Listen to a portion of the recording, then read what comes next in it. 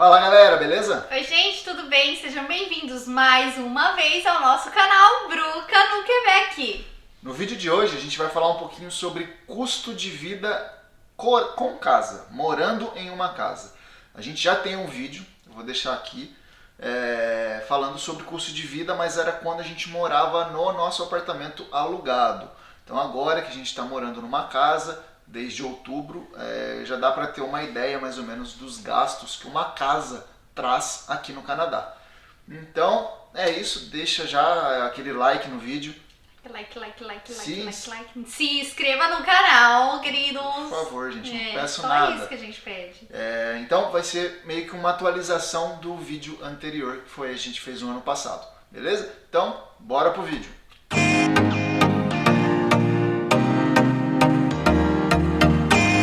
Esse canal tem parceria com a Kiwi Education. Se você tem interesse em estudar ou imigrar para o Canadá, Entre em contato com eles direto pelo nosso link que está na descrição do vídeo. venha viver esse sonho.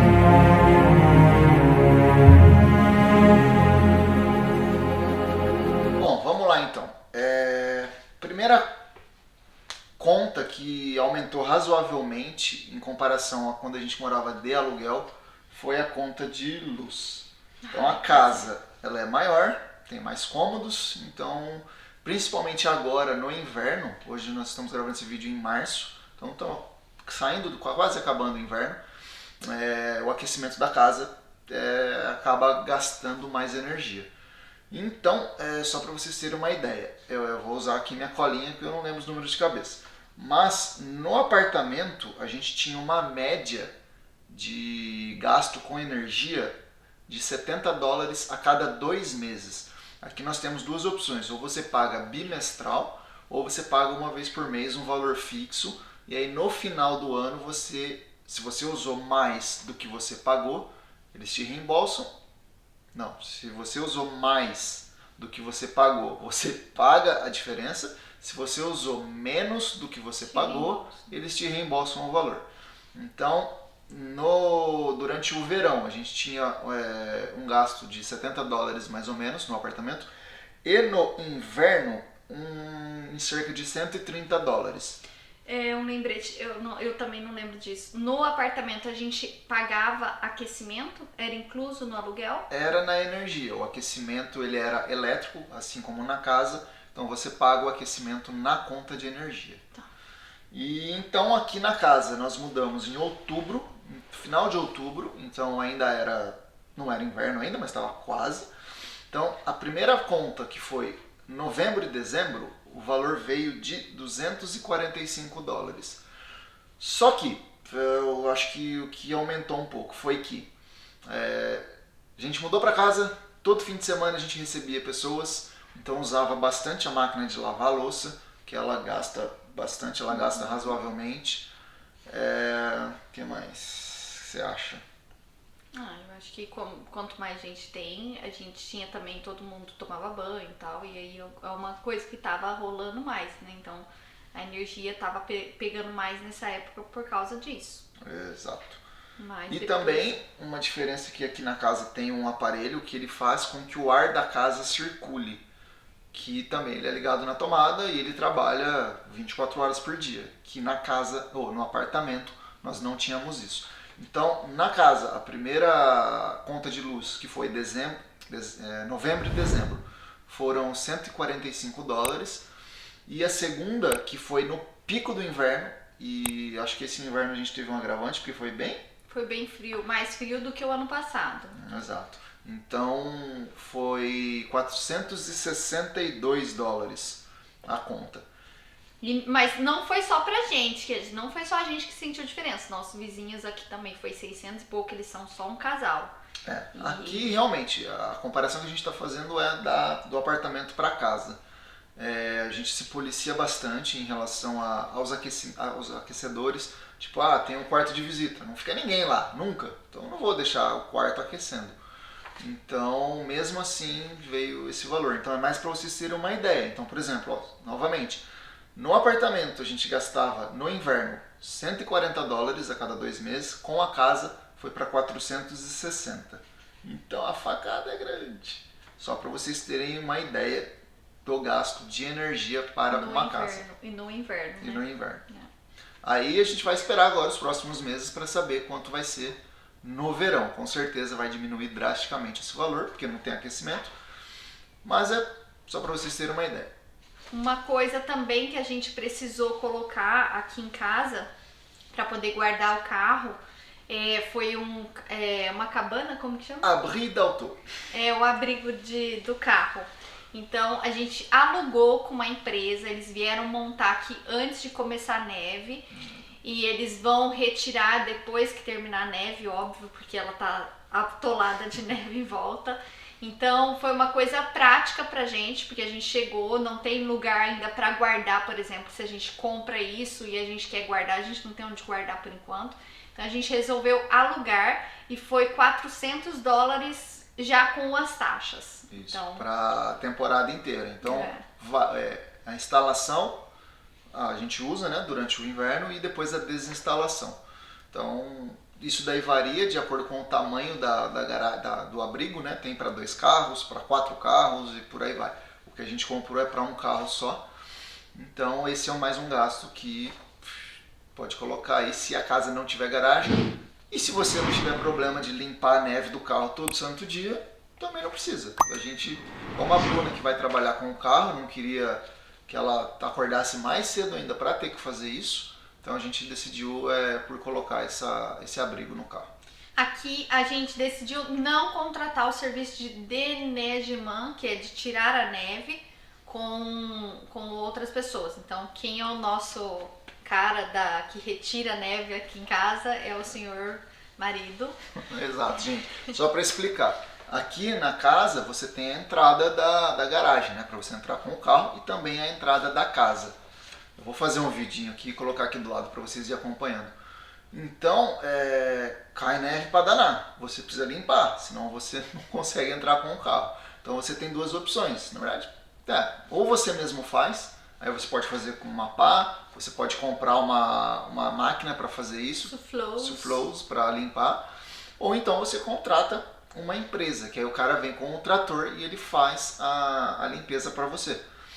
A gente decidiu nesse inverno fazer só o abrigo e eu mesmo tirar a neve para sentir como é o drama. E aí para o próximo inverno a gente vai decidir como a gente vai fazer, se a gente vai pagar ou não. E pelo que eu lembro, eu dei uma pesquisada com a empresa que faz aqui no nosso bairro, era uma média de $450, eu acho, a season toda. Então, tipo, se nevar 5 vezes, sorte é do cara, ele vai ter que trabalhar 5 vezes. Se nevar 260, ele vai ter que limpar a sua casa 260 vezes. Pelo valor de $450 para a season inteira.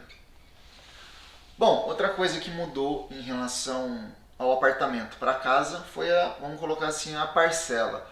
No apartamento a gente pagava um valor X para o aluguel. E aqui na casa a gente paga agora a parcela da casa. E a diferença de um para o outro foi de $200. Então essa foi um dos fatores pelos quais a gente decidiu comprar a casa, porque a diferença do aluguel para uma parcela de casa, óbvio, da casa que a gente mora, que a gente escolheu, se fosse uma mansão não era bem assim, né? Então foi só de $200. Então a gente entendeu que valia mais a pena pagar a nossa casa própria do que ficar pagando aluguel.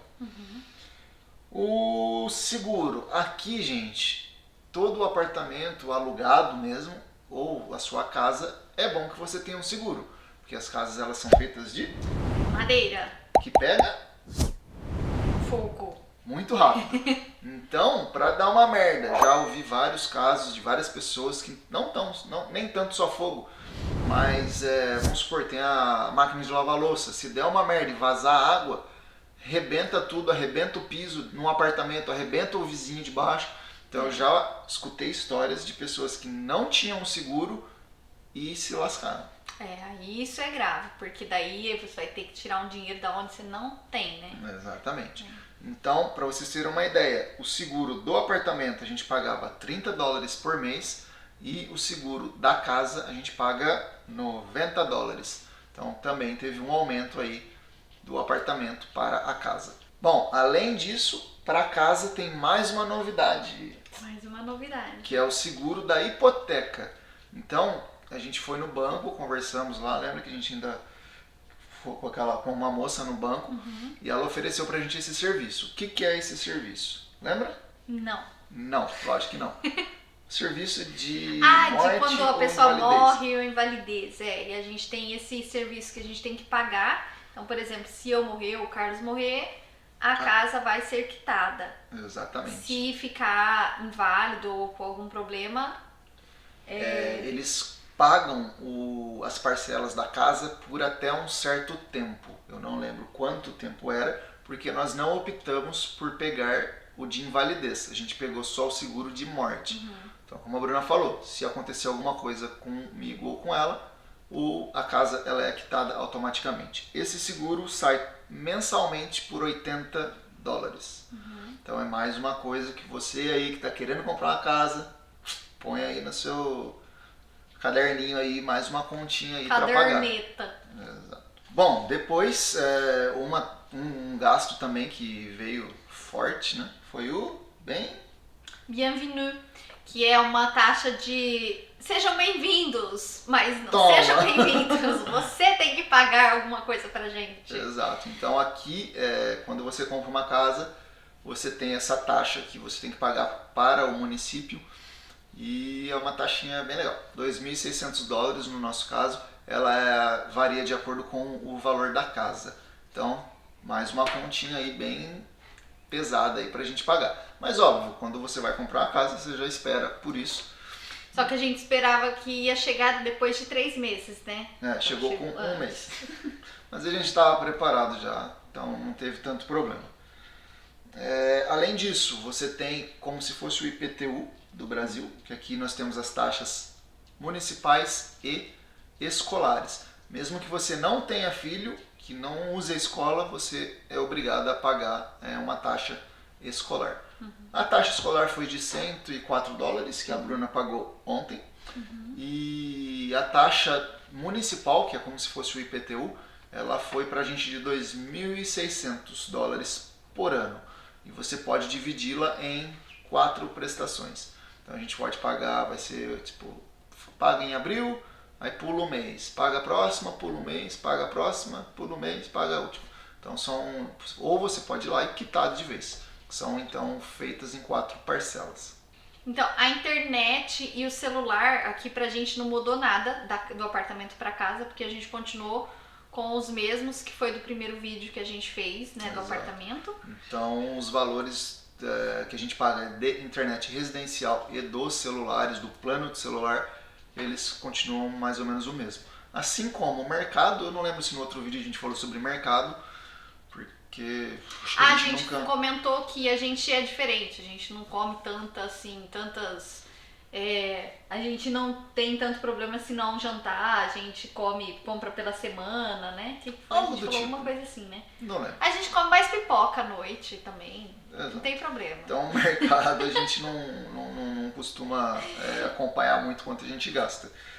E também os custos com o carro, que continuam os mesmos, tipo a gasolina, manutenção que precisa, trocar pneu de inverno e verão quando precisa.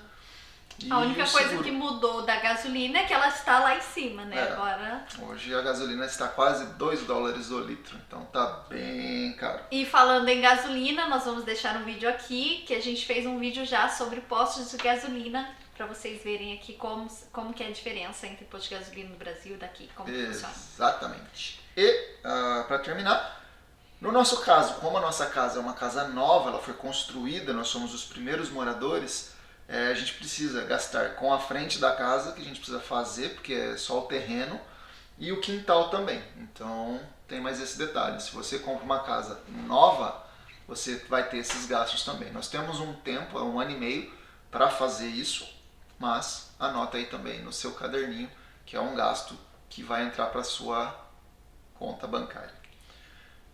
Bom, gente, então é isso. É um vídeo mais para explicar mesmo, fazer a comparação de como eram os gastos com o apartamento e como são os gastos hoje com a casa.